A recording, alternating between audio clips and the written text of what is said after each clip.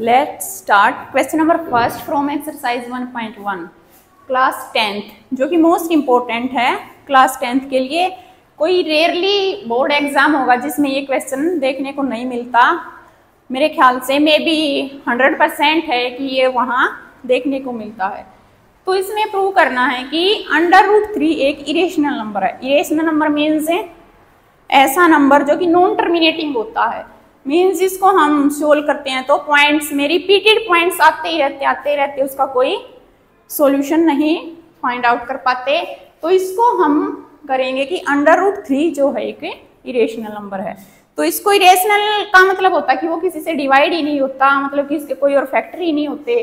तो इसको हम एज्यूम कर लेते हैं, मीन्स लेट कर लेंगे हम कि लेट √3 इज p/q, यानी कि मैंने इसको लेट किया है √3 को p/q की फॉर्म में। तो अगर p/q की फॉर्म में इसको कर दिया तो मीन्स कि ये इसको डिवाइड करेगा। अब हम जो मैथ्स है एक ऐसा लॉजिकल सब्जेक्ट होता है जिसके साथ हम खेल खेलते हैं। मीन्स इसको हम सम को सोल्व करने के लिए बहुत सारे उसमें कुछ एडिंग सब्ट्रैक्शन करते हैं। बट अगर हम इक्वेशन के दोनों साइड प्लस माइनस मल्टीप्लाई जो भी कुछ कर देते हैं तो उसका कुछ इफेक्ट नहीं होता। मीन्स एक तरफ करने से तो चेंजेस होंगे, बट अगर हम दोनों साइड इक्वेशन के मल्टीप्लाई डिवाइड सब्ट्रैक्शन जो कुछ भी करेंगे तो इफेक्ट इक्वेशन पे नहीं होगा। तो वही गेम हम इसके साथ करेंगे। जैसे कि हमने √3 को इरेशनल प्रूव करना है, बट मैंने इसको मान लिया अब रेशनल। इसको मैं रेशनल मान के चलते हूँ। जैसे कि अब वेयर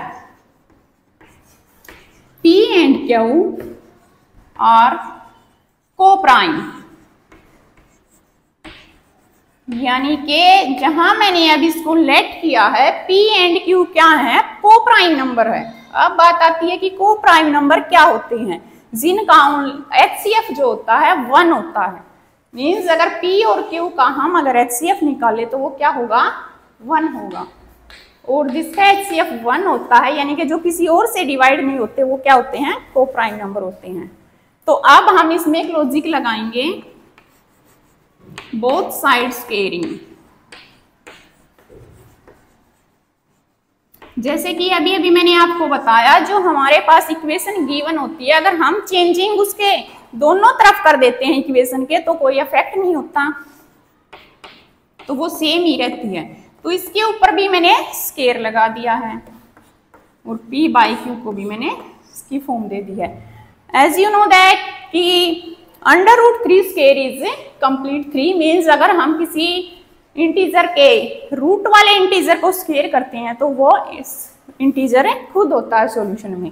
तो इसका क्या होगा 3, वो कैसे कि स्केयर से रूट कैंसिल हो जाता है।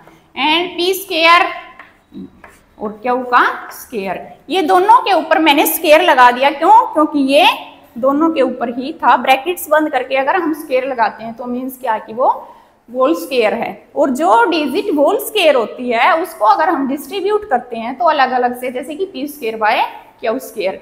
अब हम Q स्केयर को मल्टीप्लाई कर देते हैं 3 से। 3 Q स्केयर मीन्स यहाँ ये डिवाइड था, इधर ले जाके हम क्या करेंगे p। तो p square is equal 3Q square. यहां से हम क्या कंक्लूजन निकालेंगे कि 3 × Q square is equal p square. Means 3 को अगर हम किसी इंटीजर से मल्टीप्लाई करें तो p स्केयर मिलता है। तो जो थ्योरम होती है, एक थ्योरम थी उसमें, वो थ्योरम यहाँ यूज होगी कि अगर किसी इंटीजर के स्केयर को हम उससे मल्टीप्लाई करते हैं तो वो उस इंटीजर को भी डिवाइड करता है। तो मीन्स यहां से हमें क्या मिला कि 3 जो है इसको डिवाइड कर रहा है। तो 3Q स्केयर 3 की टेबल में, ये हमारी फर्स्ट इक्वेशन आ गई है कि 3 की टेबल में कहीं ना कहीं p स्केयर आता है। तो 3 डिवाइडेड बाय p स्केयर, यानी कि 3 जो है कहीं ना कहीं p स्केयर को डिवाइड कर रहा है।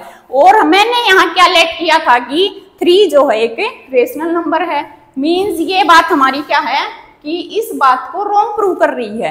क्यों? यही लॉजिक है कि मैथ्स में हम एक गेम कर रहे हैं कि यहाँ मैंने इसको लेट कर लिया, बट क्यों किया? क्योंकि मुझे प्रूव करना था इरेशनल नंबर। तो यहाँ 3 Q square is equal P square, यहाँ से हम निकाल लेंगे कि 3 divided by P square.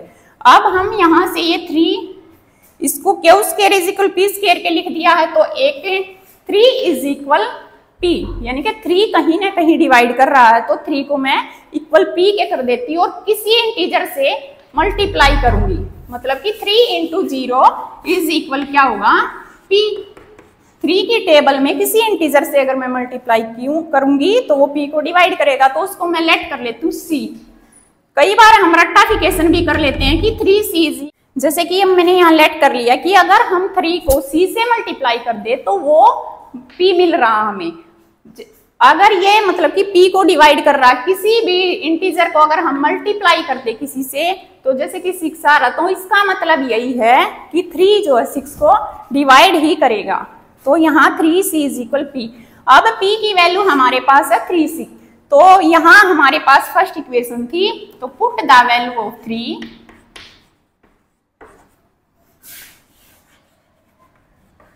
Of p in equation first, यानी कि हमारी जो p की वैल्यू आई है हम उसको इक्वेशन फर्स्ट में पुट कर देते हैं। और इक्वेशन फर्स्ट क्या है हमारी, 3 Q square is equal P square, तो 3 Q square is equal P की जगह हम पुट करेंगे 3c, और p का स्क्वायर था तो इसका भी होल स्क्वायर कर देंगे हम। 3 Q square means 9 Q square, ये इसके ऊपर ओनली। देखो इसमें यही डिफरेंस होता है कि अगर यहाँ कई बार बच्चे कंफ्यूजन हो जाते हैं, जैसे कि 3 क्यू स्क्वायर, ये दोनों चीजें अलग है, ये स्क्वायर केवल क्यू के ऊपर है, बट जैसे मैंने ब्रैकेट्स के अंदर जो इंटीजर डाला है तो मतलब कि ये दोनों के ऊपर स्क्वायर है, कि ये इस इंटीजर के ऊपर भी और इसके भी। तो 3 क्यू स्क्वायर इज इक्वल 3 का स्क्वायर होता है 9 एंड c स्क्वायर। अब 3 को हम डिवाइड करेंगे उस तरफ, क्यू स्क्वायर इज इक्वल 9/3, 3 3 जा 9 होता है, तो ये हमें मिल रहा है। यानी कि 3 को अगर किसी इंटीजर से हम मल्टीप्लाई कर रहे हैं मीन्स वो क्यू स्क्वायर को डिवाइड कर रहा है, यानी कि 3 की टेबल में कहीं ना कहीं क्यू स्क्वायर आता है, तो ये हमारी सेकंड इक्वेशन होगी। अब हम दोनों इक्वेशनों से, फर्स्ट इक्वेशन ये है हमारी और सेकंड इक्वेशन ये है कि अगर 3 को किसी इंटीजर से मल्टीप्लाई कर रहे क्या मिल रहा है पी स्क्वायर, और 3 को यहाँ इंटीजर से मल्टीप्लाई कर रहे मिल रहा है क्यू स्क्वायर। लेकिन हमने स्टार्ट में क्या लेट किया था कि इसका तो कोई फैक्टर ही नहीं होता, बट हमें अब क्या मिल रहे हैं, 2 फैक्टर और मिल रहे हैं इसके। तो इन दोनों इक्वेशन से हम किस कंक्लूजन पर निकले हैं, तो यहाँ लास्ट में हम लिखेंगे so we conclude that √3 is a irrational number. तो ये था हमारा इरेशनल नंबर को प्रूव करने का मेथड, और इसको एज इट इज आप लिख सकते हो, 5 मार्क्स आपको मिल जाएंगे।